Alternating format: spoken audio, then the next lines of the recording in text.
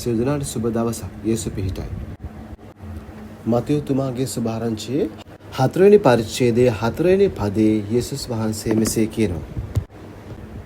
මනුෂ්‍යයා දෙවියන් වහන්සේගේ මුඛයෙන් නික්මෙන සියලු වචන වලින් ජීවත් වෙනවා මිස රොටි පමණකින් ජීවත් නොවන්නේය කියා ලියා තිබේ යයි කීසේක. මේ ස්ථානයේ යේසුස් වහන්සේව සාතන් විසින් පරීක්ෂා කරන මොහොත ඒ වෙලාවේ යේසුස් වහන්සේ ප්‍රතික්‍රියා දෙනවා දේව වචනයක් පාවිච්චි කරමින්. ඉතින් මෙතෙන්දී අපිට යම්කිසි පරීක්ෂාවක් එන වෙලාවකදී දෙවියන් වහන්සේගේ වචනයක් බයිබලයෙන් උපුටාගෙන ඒක ප්‍රකාශ කිරීමේ වැදගත්කම මෙතන පෙන්වලා දෙනවා.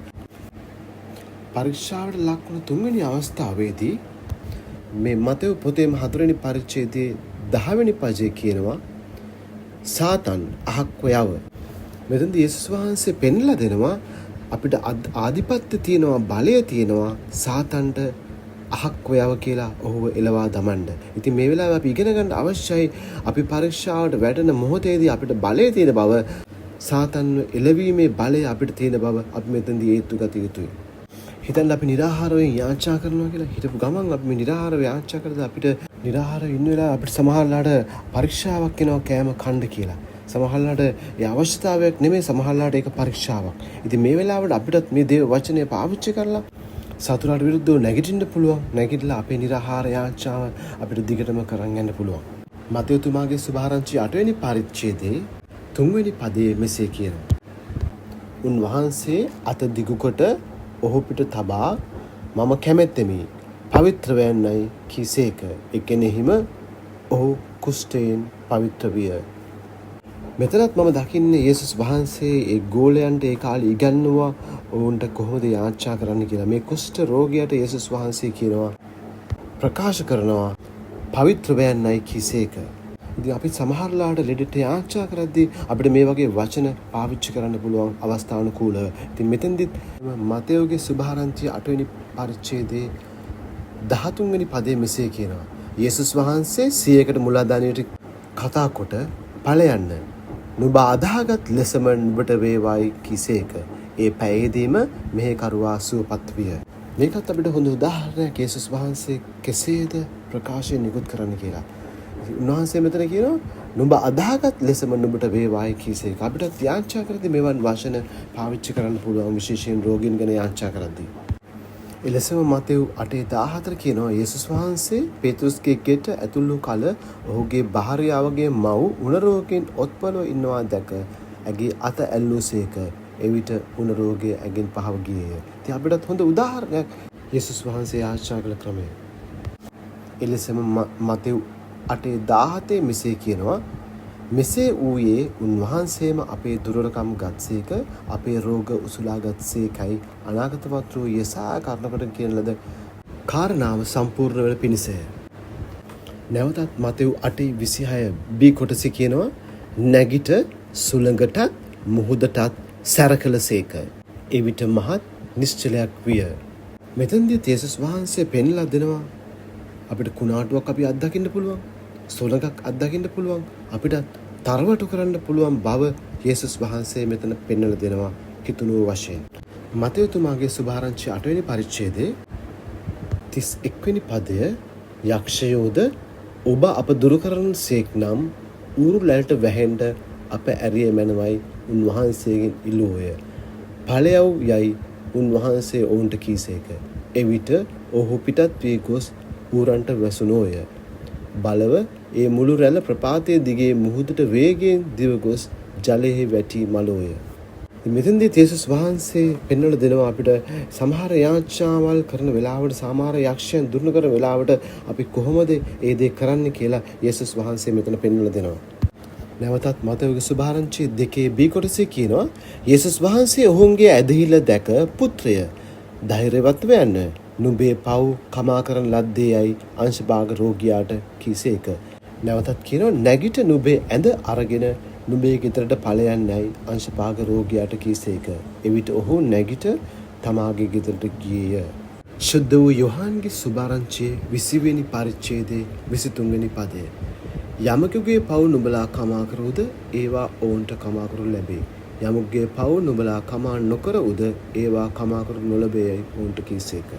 රෝමවරුන්ට ලියන ලද යවුම් පත්‍රයේ දෙවියන් වහන්සේ පාවුල් තුලින් අපිට මෙසේ කියනවා.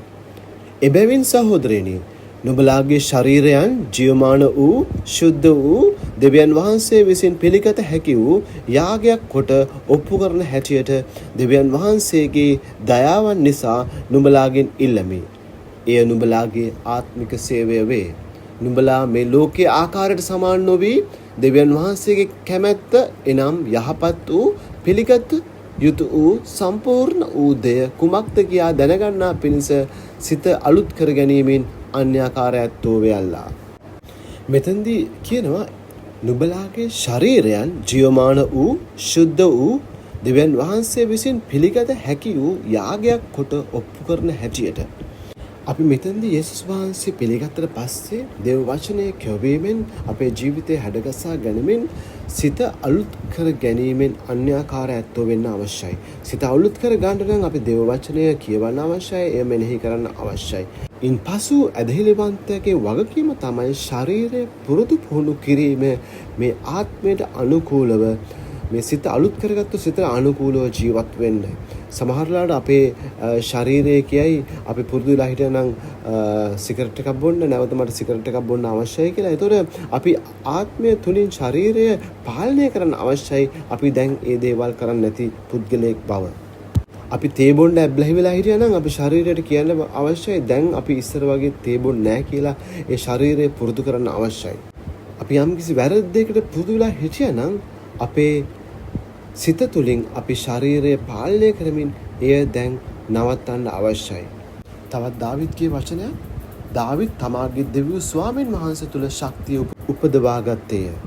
ඒ වගේම හෙබ්‍රේය පොතේ 10:24 කියනවා තවද ප්‍රේමයද යහපත් ක්‍රියාවලටද පොළඹවන පිණිස එකිනෙකා ගැන සිතේ තබා ගනිමු.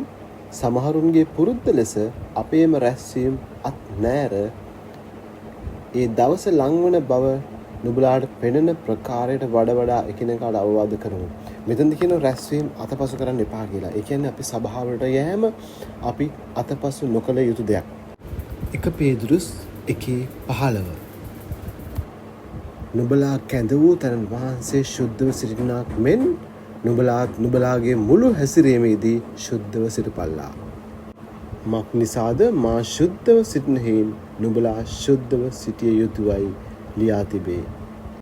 ලෙසම අපේ ජීවිතේ යේසුස් වහන්සේ වාගේම ජීවත් වෙන්න අපි උත්සාහ කරන්න අවශ්‍යයි. යේසුස් වහන්සේගේ උසමහතර වර්ධනය වෙන්න මේ ඊටාම වැදගත්.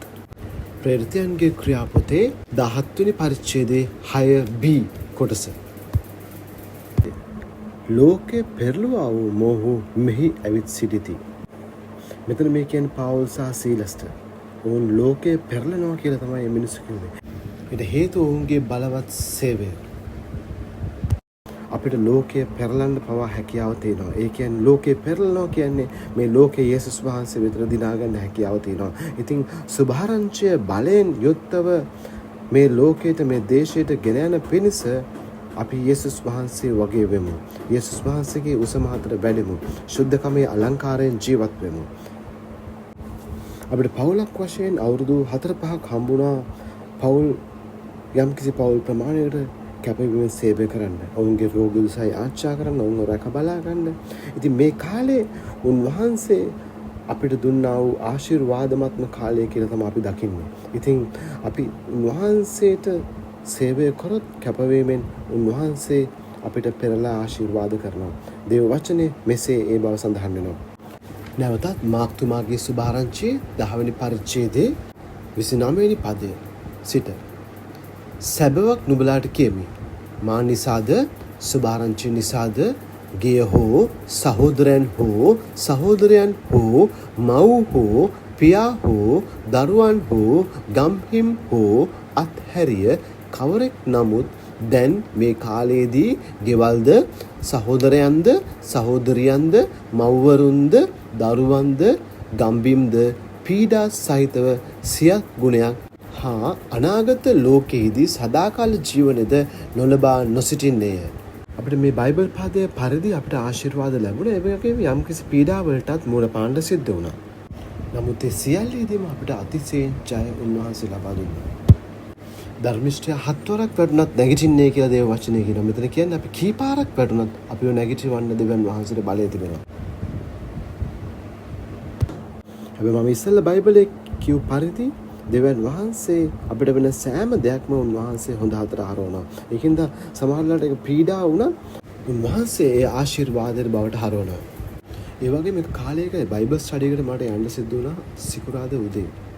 මම ඔෆිස් එකේ මැනේජර් කෙනෙක් කිව්වා මට සිකුරාදා උදේ වරුව මට බයිබල් ස්ටඩි එකට යන්න ඕනේ. මම සිකුරාදා උදේ වරුව වැඩ කරන්නේ නැහැ කියලා.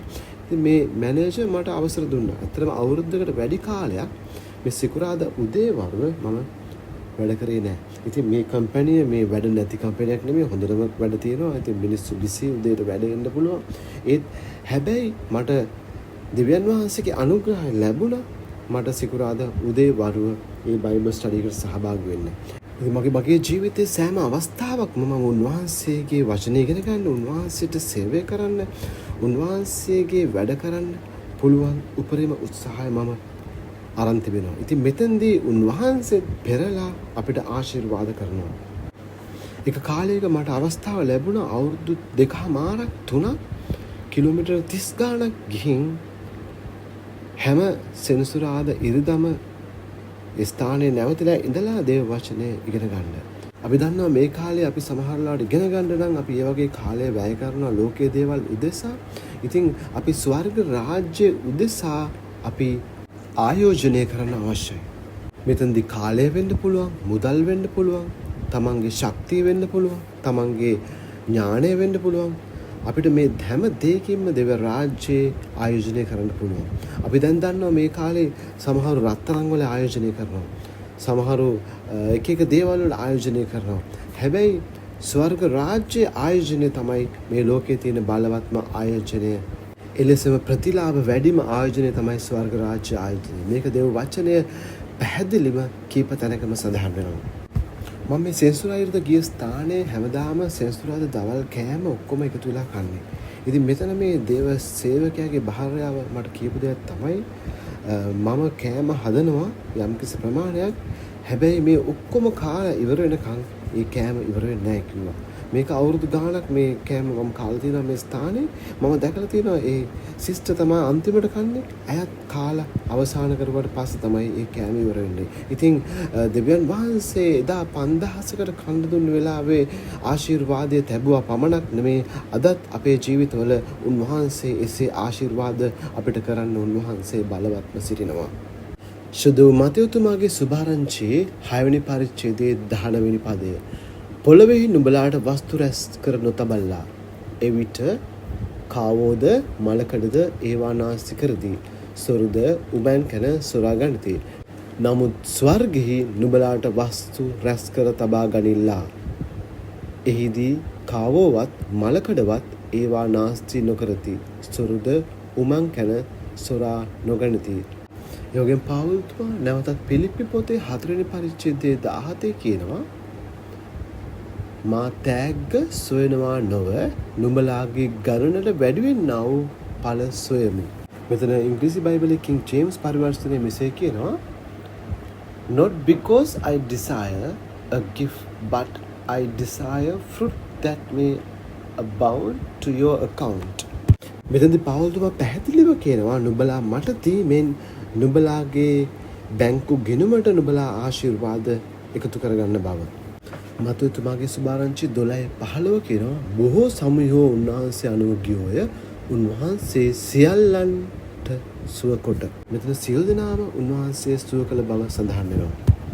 නැවතත් මතයගේ සුභාරංචි 8 වෙනි පරිච්ඡේදයේ 16 වෙනි පදයේ කියනවා රෝගාතුර වූ සියල්ලන් සුවපත් කළසේක. අපිට මෙතන යේසුස් වහන්සේගේ සේවය පේනවා. මේ යේසුස් වහන්සේ මේ වැඩකාරයෙක් වෙන්න නිකම් බලය පෙන්වන්න සුව කරපු නැති ස්වභාවයක්. උන්වහන්සේට ඕනේ වුණේ මිනිස්සුන් සුව කරන්න. සමහර මිනිස්සුන්ට කිව්වා ප්‍රසිද්ධ කරන්න එපා කියලා. සමහර කණ්ඩායම් වලට කිව්වා ප්‍රසිද්ධ කරන්න එපා කියලා. නැත්තම් මේ යේසුස් වහන්සේ ඇවිල්ලා මේ ගෝලයන්ට පේන්න ප්‍රසිද්ධ වෙන්න සුව කරා නෙමෙයි. උන්වහන්සේ දිව්‍යන් වහන්සේගේ හදවතේ ආසාව තමයි උන්වහන්සේ පෙන්වුවේ. උන්වහන්සේ පෙන්වුවේ දෙවියන් වහන්සේ කැමති සියලු මනුෂ්‍යයන් සුවෙන් සිටින එක. මෙතනදී යේසුස් වහන්සේගේ සේවය පටන් ගද්දී අපි දකිනවා මතෙව් 4 වෙනි පරිච්ඡේදයේ 17 වෙනි පදයේ කියනවා එතෙන් පටන් යේසුස් වහන්සේ පසුතැවිලි වෙයල්ලා මක්නිසාද ස්වර්ග රාජ්‍යය ළඟ වී තිබේයයි කියා දේශනා කරන්න පටන් ගත්සේක. ඉතින් මෙතන පැහැදිලිව අපිට පේනවා යේසුස් වහන්සේගේ දෙවියන් වහන්සේගේ ශුද්ධාත්මයන් වහන්සේගේ හදවත අපි සුවෙන් සිටීම. ඒකෙන් හින්දා අපි දෙවියන් වහන්සේ තුල වර්ධනය වෙලා අර මම පෙන්වුවා වගේ මිනිස්සුන්ට මේ සුවය දෙන එක, මිනිස්සුන්ව නිදහස් කරන එක, ඔවුන්ව ඉන්න තත්වයෙන් ඉහළට ගන්න එක අපේ බලවත් වගකීමක්. ඉතින් මේ වෙලාවේ මම සිල් දනාටම කියනවා අපි යේසුස් වහන්සේ තුල වර්ධනය වෙමු. සිත අලුත් කරගනිමු. අන්‍යාකාර ඇත්තෝ වෙමු. දෙවියන් වහන්සේගේ සුවය අනිත් මිනිස්යන්ට කොහොමද ගලා යන්නේ කියලා අපි මේ මිනිස්යන්ට උගන්වමු. මේ මිනිස්යන්ව සුව කරමු. මේ මිනිස්යන්ව නිදහස් කරමු. යක්ෂයාගේ බැමි වලින්, දන්වැල් වලින් අපි මේ මිනිස්යන්ව නිදහස් කරමු. ඉතින් මේ දවසේ හිතට ගන්න අපේ උන්වහන්සේගේ සේවය බලයෙන් යුක්තව මේ දේශයේ සුභාරංචිය රැගෙන යන බව, බලයෙන් යුක්තව උන්වහන්සේගේ සුභාරංචිය මේ දේශයේ රැගෙන යන බවට අපි සිතට ගමු. මම මෙතනදී බයිබල් පද විශාල ප්‍රමාණයක් ගෙනාවේ පෙන්වන්න කොහොමද යේසුස් වහන්සේ සේවය කරේ, කොහොමද අපේ ජීවිතය අපි සකසා ගන්නේ මේ සේවය සඳහා. ඉතින් මේ අන්දමින් අපි දෙවියන් වහන්සේට සේවය කරන්න පුරුදු වෙමු. සියලු දෙනාට යේසු පිහිටයි.